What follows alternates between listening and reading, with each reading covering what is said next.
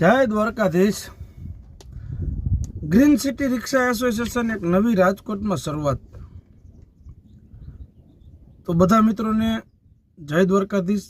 છેલ્લા ઘણા સમયથી મને અનેક રિક્ષા ચાલક ભાઈઓના ફોન મેસેજ આવી રહ્યા છે અને પ્રશ્નો પૂછે કે ગ્રીન સિટી રિક્ષા એસોસિએશન એટલે શું। તો આજે એ જ જવાબ હું આપવા માટે આ વિડીયોના માધ્યમથી આપની વચ્ચે આવ્યો છું।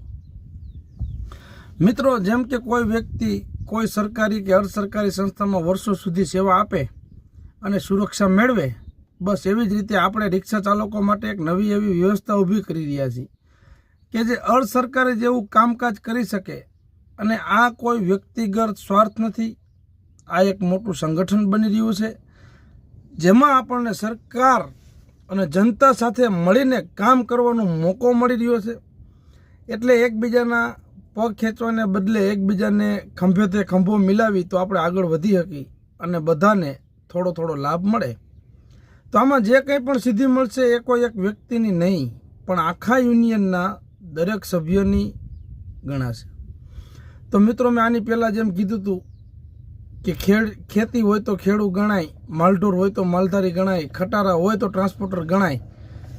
આપણે રિક્ષાવાળા બધા ટેક્સ, વીમો, પાર્સિંગ બધું નિયમિત રીતે ભરી, આપણને કેમ નહીં આજે આપણે રિક્ષા ચલાવીએ, પણ ઘણીવાર બહારની એપ્લિકેશન કે અન્ય કારણોસર આપણને અન્યાયનો ભોગ બનીએ અને અન્યાય સામે લડવા માટે, આપણા હક મેળવવા માટે આ સંગઠનની જરૂર છે।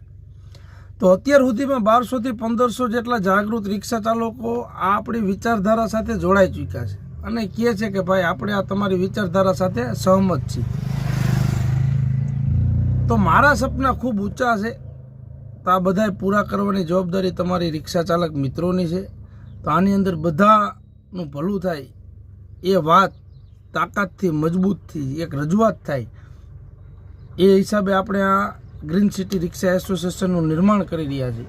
તો આની અંદર તમે બધા સાથ સહયોગ આપો એટલે આપણી આ પ્રગતિ ખૂબ વેગવગતી થાય। જય હિન્દ, જય ભારત।